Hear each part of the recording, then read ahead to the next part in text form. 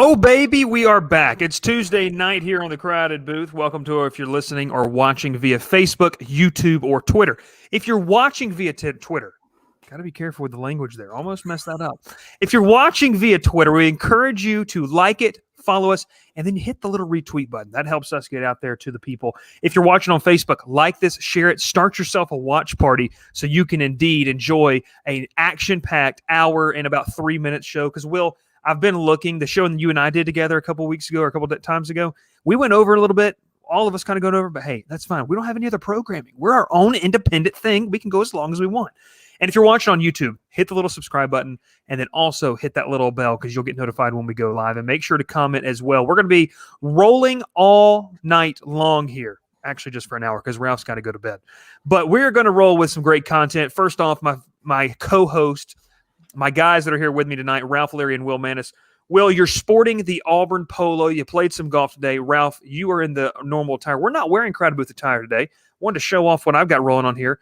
Nice little Vin Scully tee from Baseballism. Guys, they just dropped some amazing merch. They're not a sponsor, but they dropped the King Griffey Jr. merch the other day, and I've already probably going to pre-order some stuff, so it's pretty cool. But first off, guys, it's a happy Tuesday, busy weekend for all of us. And Will, how was your weekend and what'd you do?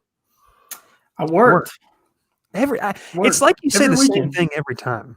Maybe you should find a new job. We're not going there. We're not going down that road. But Will, you had a good weekend, I know. Ralph, how about yourself? Yeah. You spent the weekend. A lot of people got hit by snow this past week, okay? You spent the weekend right next to the where all the magic happens for NASCAR, yeah. Daytona. That's where you spent your weekend. What was the best food item you had while you were in Daytona? Oh, well, I have to tell, I was with my cousin, Jackson Gordy. Mm-hmm. He took me. You don't have to shout him out, but that's fine. Well, he might be watching. Probably not. Who knows? But he took me to this place called Hooligans, where they have wings. They fry them and grill them at the same time. It's terrific. It's a great combo. First time I ever had wings like that before, and they're amazing. Good wings. You can't beat good wings. We may have to come up with a question that a little bit later on. The first order of business, though, folks, we really appreciate the outpouring that you've sent it to us. Mailbag Monday. You got to send in your questions to that email or comment them here below and say, hey, I want to throw this in the mailbag for next week. Guys, we had some great questions this week. Everything ranging from college basketball. Ralph, you talked a little bit about area recruiting. I know that's picking up some steam, and a couple of those guys were thankful that we had put them in there. Will, you answered a tough question about Sharif Cooper. We're going to talk a little bit about some Auburn and some college basketball, but Sharif's not playing tonight, actually. Yeah, just like right before game time, he was walking out in street clothes and with a walking boot on his left foot. Apparently he has an ankle injury that is news to everybody. Mm. Is it news to is that a precursor for what could possibly happen with him not going to the draft, or am I? Or I'm saying, is he going to leave the draft? Is this just all a big excuse, in your opinion? Who knows? I mean, like I said in the mailbag, I don't want to spoil it, but his draft stock is weird. Some people think he's a lottery pick. Some people think he's a second-round pick, and I'm sure there's people out there that think you can't really draft him. Just like an outside shot. He's an undersized guard, and he's really struggled as the season has gone along against some big physical SEC defenses. He struggled against some SEC defenses, and Auburn's probably dropped some games that they shouldn't have. Most notably, it was a game against Georgia, an undermatched Georgia team. That's safe to say. We talked a little about Georgia basketball, what their vision is. I'm in the camp of where I think Tom Crean's a great coach, and I think he's got the tools. to be a great coach. We know that he can, but I think, guys, would you all agree with me as we kind of recap the mailbag? Crean's a great coach. He did it at Marquette. He did it at Indiana. Now, those schools are typically not like a Georgia, but with the resources Georgia has, you got to get the personnel. When you don't have a guy that stands over 6'9", that hurts. And when that guy at 6'9" on last Saturday gets 4 fouls with 15 minutes left to go in the game, that really hinders your ability. Ralph, I'll start with you. Do you think Crean is the right guy for Georgia? They just got to get better players. I mean, yeah, I think he's done a great job so far at Georgia. Obviously, you had Anthony Edwards last year, which we all knew he'd be a one-and-done guy. But Crean's going to do some things at Georgia that Georgia hasn't seen in a very long time. Someone who can bring in some pretty good players. You got KD Johnson right now, and obviously you see how great a player and how talented he really is. And Crean's going to keep bringing in top talent every year. I mean, obviously you had to compete in the SEC with LSU, Alabama. I mean, it's crazy. When you think about football, obviously you're thinking about you got to compete against Alabama, all them every year, and now you got to compete against Alabama in basketball this year. I mean, it's hard to recruit in college basketball because you're competing not just against the SEC, you're competing against everyone else because everyone's really good in college basketball. It feels like. Yeah, the SEC definitely has stepped their game up, especially with the coaching influxes. Will, you talked a little bit about dinner about an hour ago about how Bruce Pearl's elevated the Auburn program. So, yeah, throw in those questions. We love talking about it, everything from sports to non-sports. Ralph did a great piece on some players to watch out for. A guy in Katie Hutchinson who's been a really fun one to watch. He's not a Columbus guy, but he's close to us, and he's picked up some pretty big offers, Ralph, and I think he's caught the eye of a lot of big recruiters. I mean, yeah. Like I said in my article a while back, the kid's got some great talent. I mean, he's an awesome kid to talk to. I always enjoy texting him and letting him know that, hey, we're proud of you for getting these offers, dude. I mean, it feels like, and I told him they're just going to keep rolling in. It's just, it feels like every other day I'm seeing on Twitter, I got offered by so-and-so, or I'm blessed to receive another offer. I'm like, I'm not surprised because he's that talented. He can do whatever you need him to do on the field. He wants to play at the next level. He wants to play wherever you want to put him. He'll do what you need to do. He's got such quick feet, good hands, and he can run the ball. I mean, he's a talented kid with a talented team at Harris County. He's going to do some great things there. He's going to do some great things, Ralph. You highlighted a couple other players like that, kind of some dual athletes. Jordan Moultrie is another guy that you talked about. Mm-hmm. Look at Jordan Moultrie. He's a power back. I mean, you look at him, you see him like he's not very big. He'll run you slap over if you're not careful. We watched him against Troup County. And we have a lot of friends. We have a lot of guys from Troup County that watch us and keep up with us. And I don't want to be rude when I say any of this, but then a lot of those guys weren't expecting that guy to run them over. And Jordan Moultrie laid the boomstick on some of those guys. Ran over 100 yards against Troup. He led Hardaway in rushing yards this year. Now him and JQ Hardaway both have transferred to Central Phoenix City this year, so they will not be seeing them much this year in Hardaway jerseys, obviously. But so. He'll be playing a lot better talent there. I mean, he's got to play 7A schools in Alabama. I mean, it's a lot different than what he's going to face against Hardaway. It's a lot different competition. Central definitely going to be a step up for those guys. So Ralph recapped a little about what we had in the Monday mailbag. Thought we'd spend some time, and thank you guys for asking those questions. And how fitting. We saw the reach, guys. This time it was a little more local. We've seen some reach up in the Atlanta area, in the Rome area. I know we have a viewing audience sometimes of going back of about 20% of our viewership is in Russia. So that's very interesting to see on that one. But we already have a question in here that did not pop up on our screen, but I wanted to ask you guys this. We'll go a dual question of the day. You all right with that tonight? Fine. All right. The first one we're going to go with our official question today was, what is your go-to meal? Now, it could be something you're going to make at home. It could be something that mom makes, and you're like, oh, gosh, or grandma, she puts together something that's really nice. What is your official meal? Ralph, I'll start with you. Maybe we're going to start with you here. What's your go-to meal? It could be Chick-fil-A. It could be something. What are you going with? Man, I mean, it's every Friday night at my house. It feels like it's a steak from my dad. I mean, it's hard to beat his steaks on the weekends and just hanging out with the family. It's hard to beat those on the weekends. I mean, Brock, you've had one before. If that's what's on the menu for Friday, I'm staying home or eating. Not a bad one. I've been over to Ralph's house because my internet went out, and that's definitely what we've had. Will, for you, what's your go-to meal? Is it something that your mom made when you were younger? Is it something that you make? I mean, I don't know how good of a cook you are, but is it something, or is it you're going to a restaurant and you're like, this is what I want? Like, if it's my birthday, this is where I'm going? Man, if I'm going out to a restaurant, like a sit-down restaurant, it's probably going to be steak. My I'm a big Italian guy. I love Italian. So it could be, that's what I'm going with. Chicken Alfredo with some fettuccine Ooh. noodles. That's my go-to. That's it right there. That's a really, really good one. That's a really good one. I'm going to stay in the pasta family.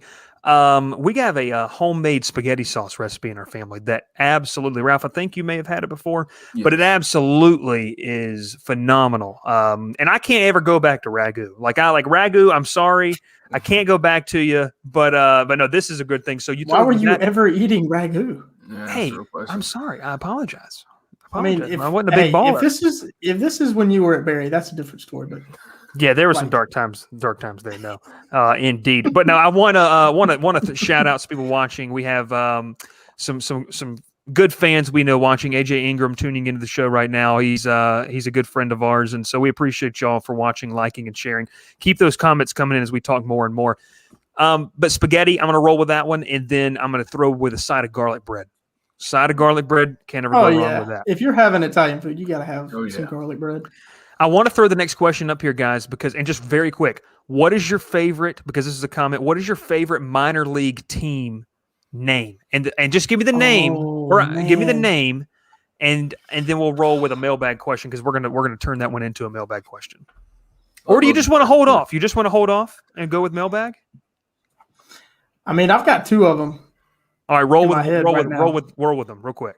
All right, so one, not sure if they're still a minor league team because there's a shuffle this year. The Down East Wood Ducks, I think they are. They are. So I think they're single A. The Rangers, they still under the Rangers? They used to be. I'm not sure with that realignment, but they are still a minor league team in low A now. And then the other one might be the best name in all sports, the Rocket City Trash Pandas. Oh, boy. Up in Huntsville, and they still Alabama. haven't played a game. They still haven't played a game yet. They're under the Angels now. Right? Yes, they are the Rangers AA team in the Southern League. The Rangers, Mm-hmm. the Angels. Yes. Ralph, who are you going with? What's your favorite minor league team name? Well, I will throw in two. I'm just going to throw one because I love the name now. It's now the Braves' new team. It's the Augusta Green Jackets. I mean, that's just cool. That's a good one. I love that name already. And then the El Paso Chihuahuas for the Padres AAA team. Ooh, it's a good name. They have some of the – if you haven't seen them, they have some of the best jerseys, like combos. When they come out, they random random jerseys sometimes. I think – I'm looking right here on my phone. They have one that was their I think it's a margarita jerseys. I think it's El Paso Margaritas on there. Yes. All yellow. It just looks really cool. I've always thought they were a funny name to have. They have some good jerseys. That's a whole nother topic about jerseys. I got two for you. One is one of them is a Southern League team, former Southern League. Now they're the AAA affiliate of the Miami Marlins, the Jacksonville Jumbo Shrimp. Can't go wrong with that. And then I'm going to go back out to Texas, the Amarillo Sod Poodles. That is a fantastic name. And they won the Texas League Championship in their first ever year. So those are some questions. We appreciate Matt for sending that in to us. Matt, we appreciate you watching and listening and sharing as well. Well, guys, we talked about it on Thursday, and Palmer was kind enough, Ralph, with your absence. A lot of people thought that you were Palmer. But that's okay. But we had college baseball start this past weekend, and I think with Flow Sports controlling the biggest games, we really didn't get to see the biggest ones. But from the highlights, what team stood out to you, Ralph? I'll start with you, and you might be a little bit biased, seemingly that your sister does go to school here. Ooh. Well, I mean, yeah, Ole Miss played awesomely. I mean, they played great. They played on the big stage. They got to play at the Texas Rangers Stadium and Globe Life Field. They put on a great show. I think Ole Miss showed how great they are in baseball this year. I mean, they have some of the talented guys in the country. They got a quarterback who plays on the baseball team. He didn't play much this weekend. I don't think he played at all, honestly. Yeah, he did. I saw a picture of him running into second base. Okay, I didn't get to see any games on TV, so I didn't see him play. But I knew he was dressed out, playing out there with the team. So more than likely, he got a chance to play. Ole Miss is going to be great this year. I do want to shout out my team, though, the Troy Trojans. Logan Cerny, the Sun Belt Conference Player of the Week, with a 3-home run game on Saturday. So, whoa. Ralph, you can shout out anybody you want as long as they come on the show. That's all I care about. But 3 home runs. You said 3 home runs in one game or 2? Yeah. So, Wow. 3 in one game. Wow. So Troy is now second in the country in home runs right now with 10 because he had 3 in one game. Holy cow, 10 over one weekend. Will, when you look, obviously you wrote that piece on the Auburn Tigers. They had the walk-off win against Presbyterian on Sunday. But when you see kind of how the college baseball landscape shakes out, who in the world Who stood out to you? I mean, SEC dominated in that little weekend set. Who stood out to you? No doubt. I hope I'm not going to steal yours because we talked about this. I think it was yesterday. That's Vanderbilt. I think Vanderbilt has the best 1-2 punch in their starting rotation, maybe ever in college baseball, with Kumar Rocker and is it Jack Leiter? Yeah. Jack Leiter, the son of Al. Yes, son of Al. Yeah. They are filthy. They might be the two best college pitchers I've ever seen, and they're on the same team. College baseball, it's all about 3-game series. Regionals and super regionals are 3-game series. Vanderbilt might just walk to Omaha with that pitching staff with those two guys at the top. They may walk there, and I'll bring up another team that stood out to me, guys, was another SEC team, and that was Texas A&M. They played very well. They had a good weekend. The SEC dominated. I mean, there's no doubt about it. They dominated that little weekend set.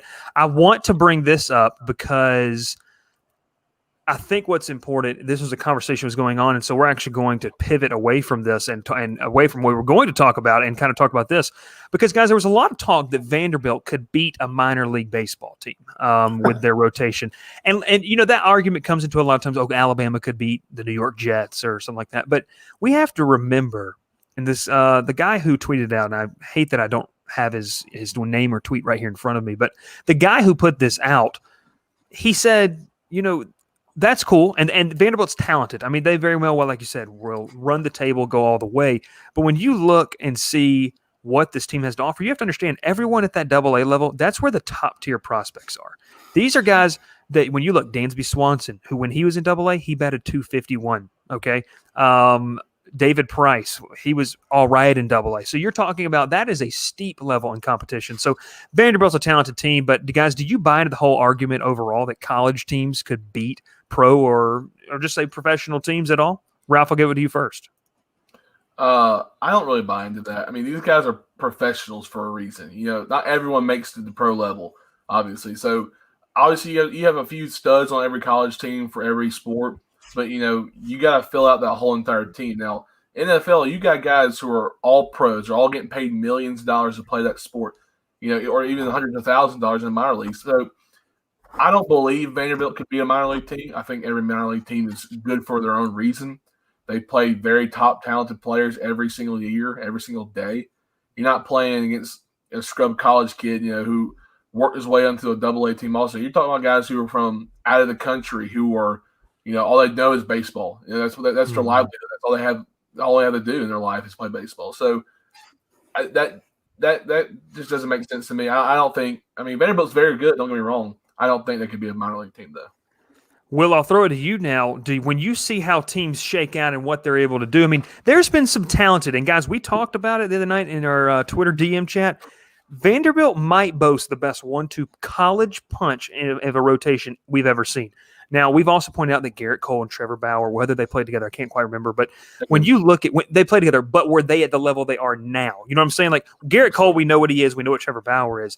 But how Kumar Rocker and Jack Leiter are dominating the college scene right now, that's great. But, Will, could they go, let's say, in a 7-game series and beat a team? I feel like they might get one, maybe. I'm in that camp, but I don't know. If you took the worst pro team, which this right now would probably be the Pittsburgh Pirates, if you took them, don't want to say Ralph's Texas Rangers because he picked them to win the AL West the other day.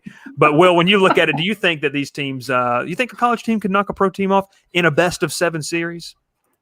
Yeah, I'm buying it because it's baseball. We've watched baseball long enough. Anything can happen. And if we're going to use Vanderbilt, use them as an example, they've got two guys that could pitch in the major leagues tomorrow. I think their stuff can play in the major leagues. Like Jack Leiter, there was a sequence that the pitching ninja on Twitter put out there. He's upper 90s with 3 fastballs in a row and just sits the kid down, walking back to the dugout.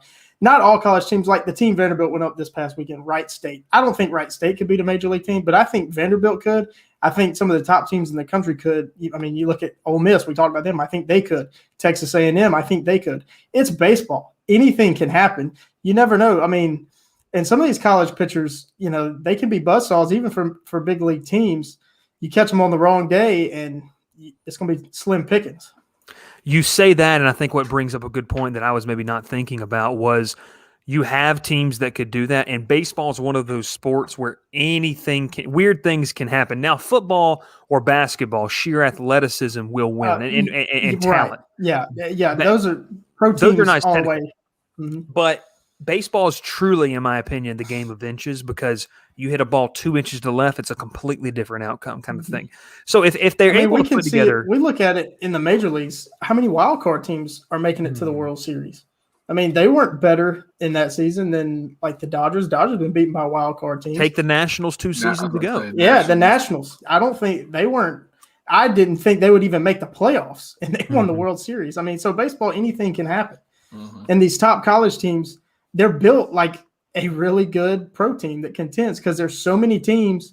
It's almost like the major leagues, because there's so many teams. You have to stockpile all the talent just to get to the World Series, to try to win it against – how many teams they send to the World Series? 8 teams in the College World Series to beat 7 other teams to win a national championship. I think it's the hardest national championship to win in college sports, major college sports especially. Major college sports, because indeed there's so many teams. And one could argue March Madness in college basketball, because that in its own right is a crazy thing. It's basketball to me is one of the sports that, and maybe I'm completely wrong, you can kind of predict what's going to happen. But then when March rolls around, it's one of those things where you're just like all hands off. Like, I'm not going to place a bet on this, because who in the world knows that Northern Iowa might upset Texas in the round of 64. So that's a good conversation to have. It was just something we saw on social media, wanted to bring up. Before we go to commercial, I want to touch on this, because the boys of Columbus hit the diamond this past weekend at Flagler and swept the weekend series. Their first one was unfortunately rained out. So congratulations to the Cougars. They were able to get a big series to start off Peach Belt Conference play. We're going to have some coverage of them. We may have some daily coverage. We may get a Columbus State baseball beat, because we know, and we can all sit here and say that this city needs some coverage of Columbus State athletics. I was talking with a member of the team the other day, and he said, yeah, it's like we're only covered when we make the conference title game, or we go to the College World Series like we did a couple of years ago, Division II, that is. And so, yeah, we think it'd be really cool. And not only they have a fantastic softball program as well, so it'd be kind of cool to cover that and see where it goes. When we come back, we're going to be talking a little bit about how Auburn has hit the portal. We're going to go to the Plains, where Will has the latest on what the Tigers and Harson's bunch has done to the transfer portal, and how that recruiting class has taken a little bit of a step up when we come back.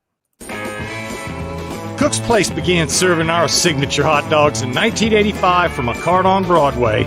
We still serve the best hot dogs and scrambled dogs in town at the corner of Moon and Miller Road and at the Landings. Our friendly staff won't let you leave hungry. Come in and eat to the beat with our 50s jukebox. Cook's Place, fast service, great people, awesome food. What are you waiting for? It's time for a little college football talk as we are back here on the Crowded Booth. We thank you for watching, guys. If you are hungry and you want a good lunch and you want to get through quickly, Will's used it a couple of times. You need to check out Cook's Hot Dogs in Columbus, Georgia. Will, you've hit the drive-thru before. I think you texted me, Bryce, you want to get some lunch? Yes. I said, sorry, I can't because of work. And then you just went through the drive-thru. Very accessible from old Mr. Sunshine, they call him. It's awesome. Great food, great drive-thru. They're quick. Order's always right. You know, there's nothing more frustrating than going to a restaurant, going through the drive-thru, and then you're picking through your bag when you get home and they didn't give you what you ordered. That doesn't happen at Cook's. No, they don't. They got a good staff there, friendly staff like you saw in the commercial. They're proud, and we are proud to have them as a sponsor of the show. Let's head over to the Plains, the loveliest village that is. As Will Mannis is going to talk to us a little bit about the recruiting on the transfer portal side that the Tigers have done. Now, Will, we talked about how important that this recruiting cycle would be and how it was going to be tough for Harsin, but he just pulled in 2 big-time transfers that are going to make an immediate impact at Auburn. Well, one's a transfer, the other's not considered a transfer, but you're right. It was a huge weekend and last really 5 days for Auburn in recruiting. We'll start with the non-transfer that almost sounds like a transfer because he signed to NLI and got out of it. Now he's coming to Auburn. And that's Dylan Brooks, defensive end, outside linebacker, originally signed with Tennessee in the early signing period. He's been working quietly behind the scenes. So, big props to him for doing it quietly. A lot of times we see guys get frustrated. They're outspoken, but he did a great job staying quiet, just staying the course, keeping I'm sure he said it, keeping the faith, that he would not be a part of the Tennessee situation that seems to be getting darker by the day, even with a new coaching staff coming in. But yeah, Dillon Brooks, huge pickup. He's going to be part of the recruiting class for Auburn, and that will jump Auburn's recruiting class into the top 20. Incredible accomplishment by Brian Harsin and his staff, taking over a very, very weak class when he took over. Did a great job getting him in the top 30 at on National Signing Day, and now being able to jump into the top 20, getting Dillon Brooks, who I think will have an impact as a freshman. His measurables are weird for different sites. Somebody says one site has him listed at 250 pounds, the other has him at about 225 pounds. I don't know how two sites have a 25-pound difference, especially as all the information's out there on these guys that there are these days. But whether he's a 3-4 defensive end or outside linebacker, I think he's going to fit in great in Derek Mason's scheme. And remember, just because it's a base 3-4, Auburn's going to be giving teams a lot of different looks. Derek Mason did that a lot at Vanderbilt. 3-man fronts, 4-man fronts, might even see some 5-man fronts from Derek Mason. There's going to be guys all over the field, and I think Dillon Brooks will fit in great. Next guy's in the secondary, transfer from West Virginia, Drayshawn Miller. Huge addition for the secondary. Secondary was young last year for Auburn. I thought they played pretty darn well, especially at corner. A lot of freshmen, Nehemiah Pritchett, Jalen Simpson, the two big names in that freshman class. They got a huge boost with Roger McCreary coming back and Smoke Monday coming back at safety. And you're going to throw Drayshawn Miller in there at corner as well. He was a 3-star recruit out of high school. West Virginia in 2020 had the #1 pass defense in the country, and Drayshawn Miller led the team in pass breakups. So he's going to be an instant impact, no doubt about it, and perfect for Auburn as well. Perfect fit again. He was kind of a surprise that he was going to come to Auburn. A few weeks ago, Georgia actually hired away West Virginia's defensive backs coach, so a lot of people thought it was pretty much a lock that Drayshawn Miller was going to follow him to Auburn. But Derek Mason, who's a DB kind of guru, him and Zach Etheridge, who's the Auburn cornerbacks coach, former safety at Auburn, coaching cornerbacks for him, and Brian Harsin were able to get him into Auburn. And, things are looking brighter for Auburn. I mean, we've talked about it on the show. We saw them as a 7-8 win team. Maybe these two additions get them another win, and they stay, a 9-win team, an 8-win team like they were under Gus Malzahn for so many years. Bryce, you're muted. Yep. Again, I'm going to unmute myself. I've got to get used to that, guys. But no, you look and see, and you talk about what Auburn's able to do with the transfer portal. It's massive. It's huge. Two big veteran, one being a veteran pickup, and then one, like you said, that. And apologies, it's not a transfer portal. It was kind of a weird thing. He was let out of it, but a massive addition to Auburn. And you said to me 5 minutes before the show, Bryce, I think this guy's going to make an impact in Dillon Brooks wherever he is on the field. And two, we've seen the rise, and I was talking on a podcast earlier today about the rise of elite programs use their 4 or 5 stars. Well, they like to use them on special teams. Nick Saban's done a ton of that, so we could maybe see some guys getting some vying for some playing time on special teams. Do you think that Brian Harsin will adopt that same philosophy, Will, or is he going to try to maybe protect those players and save them for those defensive snaps they're going to need to play? No, I think he'll play them on special teams. He's got Derek Mason, former SEC head coach, on his staff. I know he did that at Vanderbilt, and he's seen every other team do it. And teams are really focusing in on not letting special teams be the reason you lose games. So, yeah, have your best athletes out there, have your best players out there. So, yeah, I don't know why Harsin wouldn't have his starters out there. Ralph, we're going to lay off of you on the Auburn transfer portal. We're not going to let you I have one to say one thing about this, though. And there's one guy from Tennessee who just got out of his letter of intent, and that is Jamarion Gooch, who is a former Auburn commit. Ooh. So he is 6'7", I think I got it right here, 6'7", 358. So if offensive lineman. Yeah, if Harsin's able to bring him into that just shows you what he's already started to do there. Well, if he can, obviously. It's not if he comes, it won't be Harsin. It'll be his former offensive line coach, Will Friend. Which I think would be huge for Auburn. Yeah, I've said it to y'all off the show, and I'll put it on the air now. I don't think a lot of the assistants that Harsin hired on his initial staff are long-term guys, like Mike Bobo. Not sure he's a long-term offensive coordinator. Not necessarily that he'll be a head coach again, but just, he's coming in to help the transition from a spread offense to some more pro-style concepts. I think he and Will Friend were a package deal. Will Friend, I think, was solely or primarily for recruiting offensive linemen, not so much developing. There's been a lot of question marks, even when he was back at Georgia, about the development of the high talented players he brings in. And Derek Mason, that dude is going to be a head coach in college. He may get an NFL defensive coordinator job in the coming years. And what you might ask, why do I think that? Well, look at some of the other assistants he's hired as position coaches. He's hired both his former offensive coordinator and defensive coordinator from Boise State. Former DC Jeff Schmedding comes to Auburn as the inside linebackers coach. I think that's a pure promise that he'll be the defensive coordinator when Derek Mason moves on for a head coaching job or an NFL job.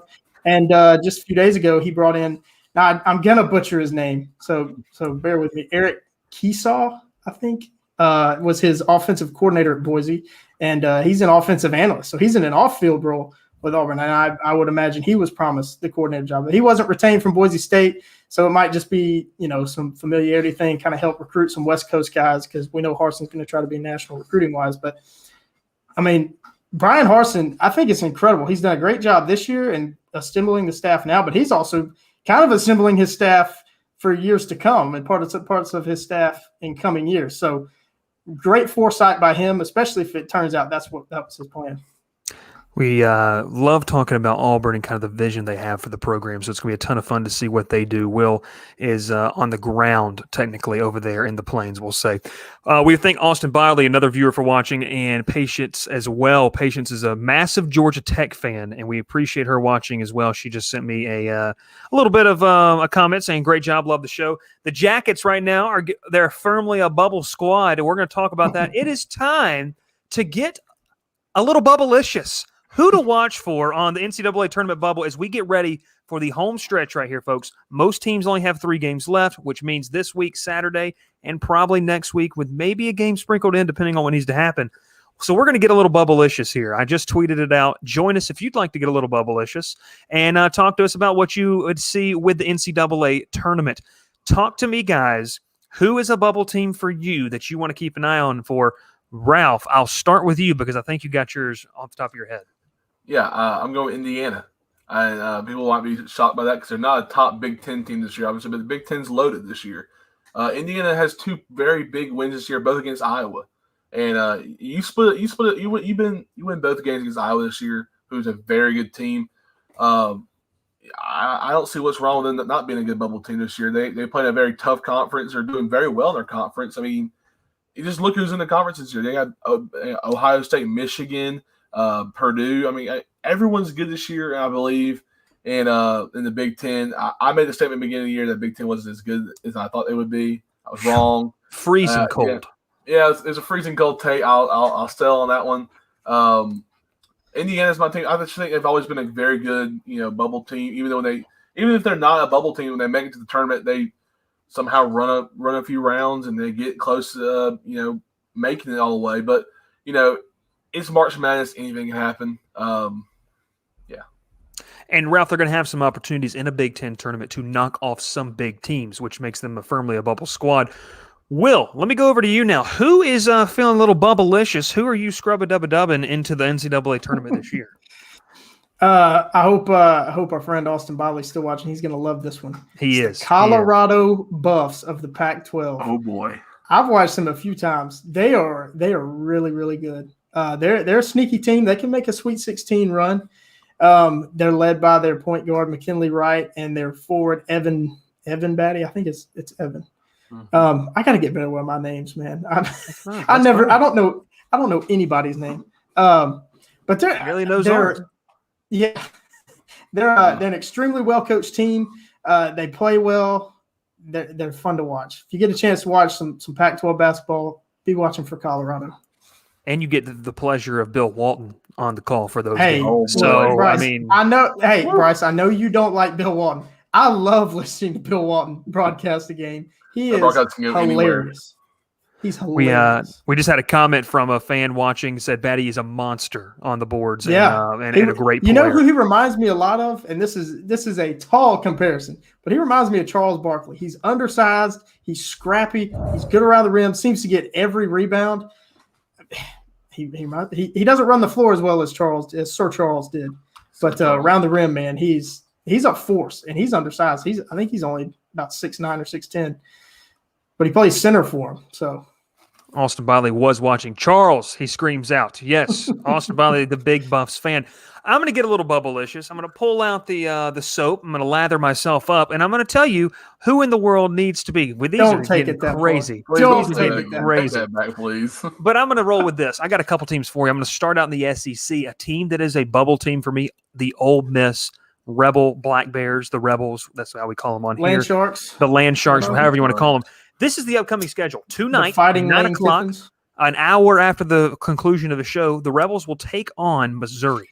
That's a top 25 matchup. That would be a good win. They also have wins over Missouri already. They have Missouri's a win still over ranked? Auburn. They have a win over Tennessee.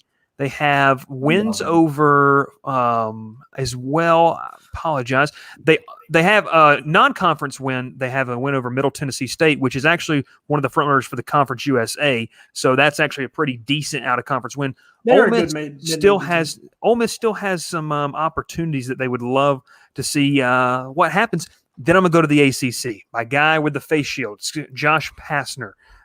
He talked the other day about how 11 teams could join the conference tournament. Maybe in the Big Ten. I want to tweet that, but with my Georgia Tech following, I would probably get maybe crucified if I posted it. Nah. But indeed, I want to throw some teams out here because here's some teams I have in my own bracketology that we're going to be releasing here soon. In the first 4 out, I have Syracuse and Georgia Tech as 2 teams to watch for. Those 2 teams match up next week. It's going to be fun to watch. And then also Duke is still sitting in there as the next 4. So Duke could play their way in.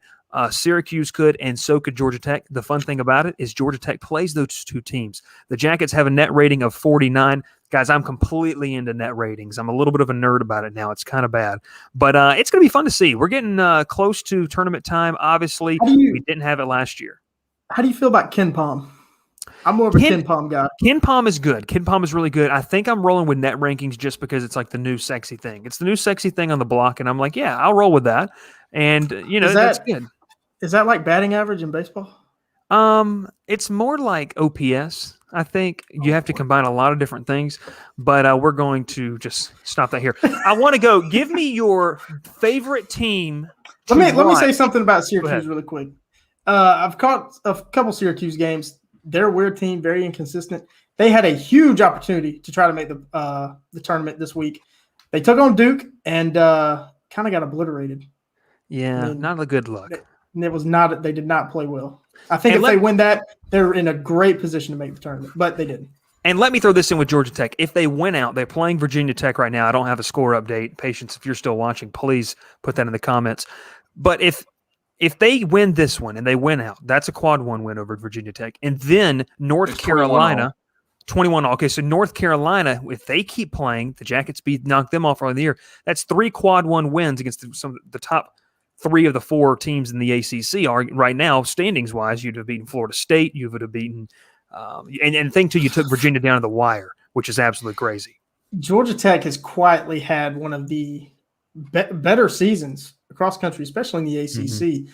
Very quietly, not a lot was expected of them, but Josh Pastner, we kind of joke about his face shield, but he's coached a really good team this year. Did you all see when he slammed his face shield down on the table and broke it and got a technical foul for it? That was funny. That was funny. We're going to talk a little bit more about some final thought stuff, but before I get to that, I want to close our college basketball segment with Ralph.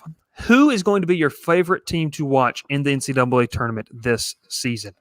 I'm going to have to go with the easy one, Baylor. I think Baylor's the best team in the country. I'm mad we didn't have the Gonzaga-Baylor matchup beginning of the year. I think Baylor is the best team. I think overall they're a better team. They play better, teams. I mean, they play in probably the 4th, 5th best conference in the country, and that's saying a lot because the Big Ten's loaded. ACC is always still really good. Big East is very good this year too.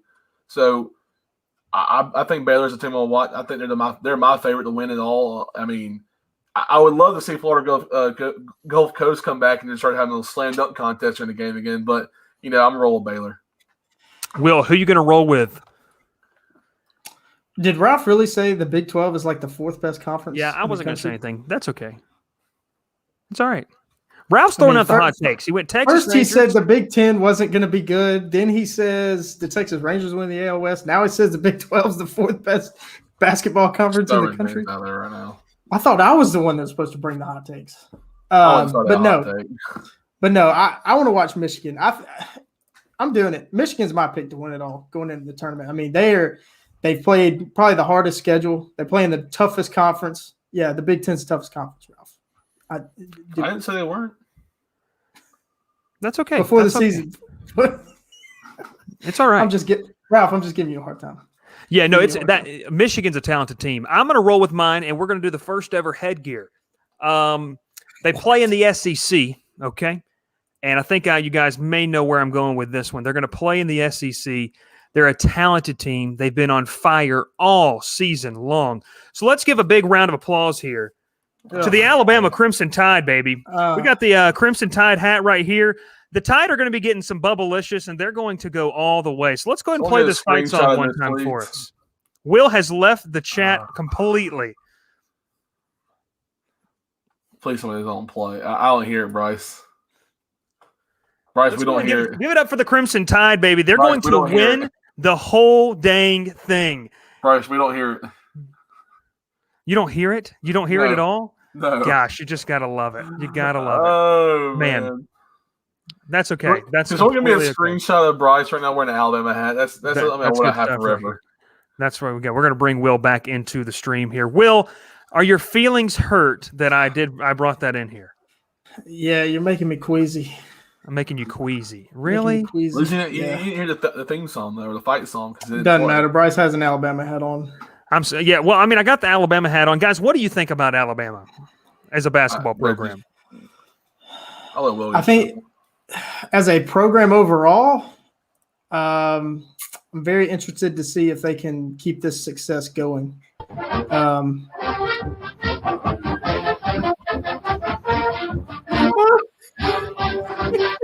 You just cut him off with it too. That's what's so bad about it.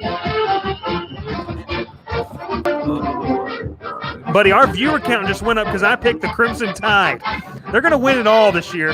I am pumped to watch Alabama take on whoever they need to take on.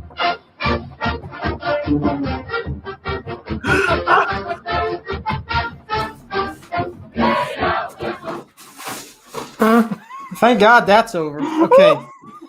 Alabama might be done at the top of the SEC. They're going to lose a lot next year. I think in the next several years.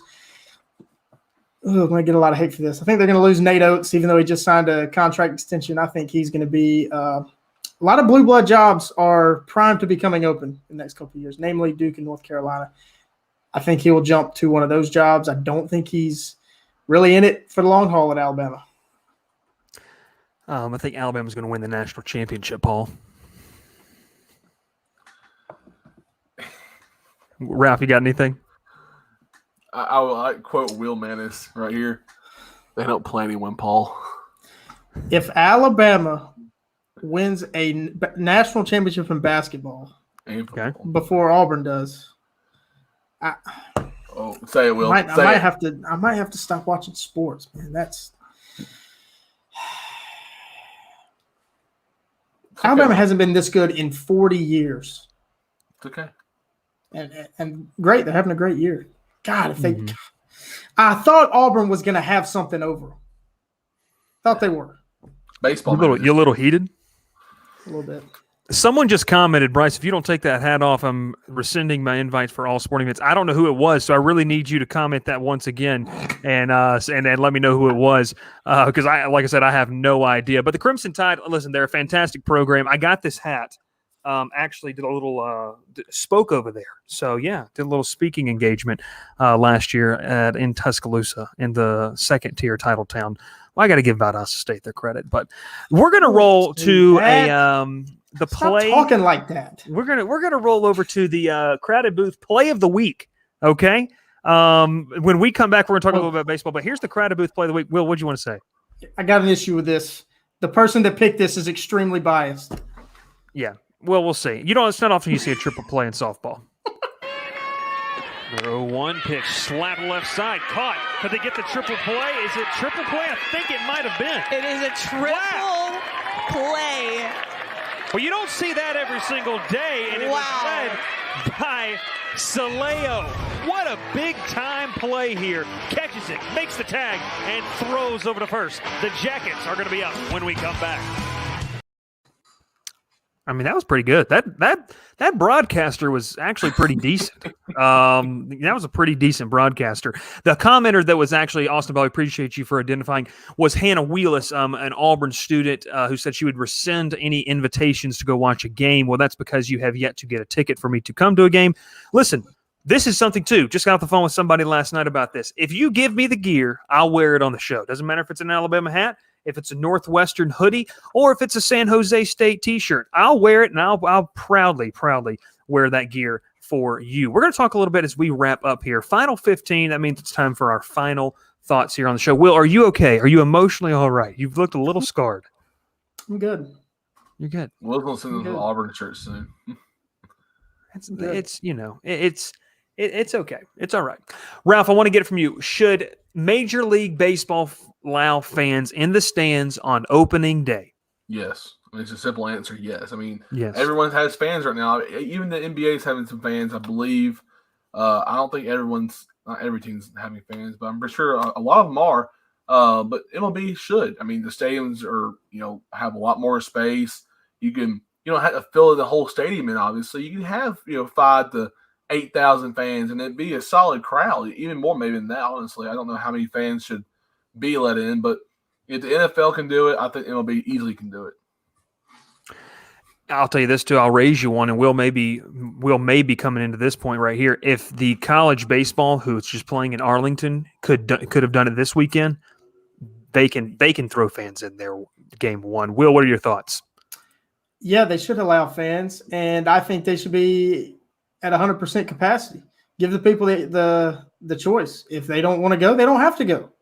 I mean, there's been no link to any kind of super spreader activity, phenomenons or whatever, I don't even know the word, of COVID that are sourced at an NBA game, an NFL game, a college football game, college basketball game. None of that. None of the source is from being at a sporting event. I mean, if you don't want to go, you don't have to go. Sports is meant to be an escape from real life. And by limiting fans and saying, well, because of COVID, we're only going to have this many fans, you're bringing you're bringing life into the distraction from life. I think, it's kind of, I'm ready for it to be over. I said I was emotionally okay, but I'm not emotionally okay. It's okay, Will. It'll be all right. It'll be all right. If the people don't want to go, they won't go. Hey, let the boys play. Let the boys play. Let the fans watch. Let them be in the stands. Let them bring the energy.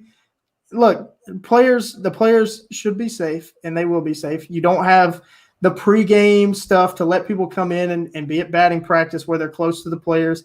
Even if you cut off the lower sections and don't be at 100%, that's fine. So you can keep people away from the players, because the players are what drives it. The players are the source of the entertainment. The players are the reason the fans are there. Got to keep them safe. And you got to do as much as you can to keep the people safe. But if the people want to be at the game, they should be able to go to the game, and they have to assume and inherit the risks that possibly could come with being at the game. I don't think it is necessarily sports in general's jobs to keep people from viewing their product, because without the people, they have no product. Ooh, it's all intertwined. Man, all intertwined. You can tell Will is back to going to classes in person, because he's all over this right now. Getting some big words in. I think the part for me is, if you don't, I need a real explanation of why. Because every other sport has done it. Guys, we have the Columbus River Dragons, the lowest of low hockey level teams that you could have. They're allowing fans tonight. Like, they're playing tonight with their first game. How can you not figure out how to make it work? Look at the Super Bowl. Look at how many fans they had at the Super Bowl this past year, or just a few weeks ago. That was insane. There should not have been that many people there in the first place. I'm not doing all this with COVID, but out of all the fans we've seen all year, that was the most fans we've had at one sporting event all season long at all sports. and there was no COVID cases from it. Now, most of the people there Were were vaccinated. healthcare workers that have already received their vaccine. And that was what, 7,500, I think. It might be Something less like than that. The vast majority of them were healthcare workers that had already But gotten still, the though, vaccine. even in Right. the No, celebration, you're like, exactly right. in the Exactly celebration right. from the streets, were like people were saying there's no COVID cases. Even in Tuscaloosa, after Alabama won the national championship game, you saw how many people were in the streets. No Hey, COVID cases. You could probably pick up COVID off the street in that town. No, easily could. Wait, should I play the fight song again? Yes. Nope. Most certainly. Nope. We're going to round it out here. Go Crimson Tide. The Alabama juggernauts are going to win it all. They're going to make one of the best athletic dynasties ever. And I'm going to throw it out there. They're going to win it in softball. They're going to win the SEC in basketball. Take over the world, you Nick Sabanites. We'll be back on Thursday. We appreciate everyone for What? watching, and thank you for tuning in. Will, you all right? You want to say it? Nope. You're ruining my life right now. Good night, everybody. My college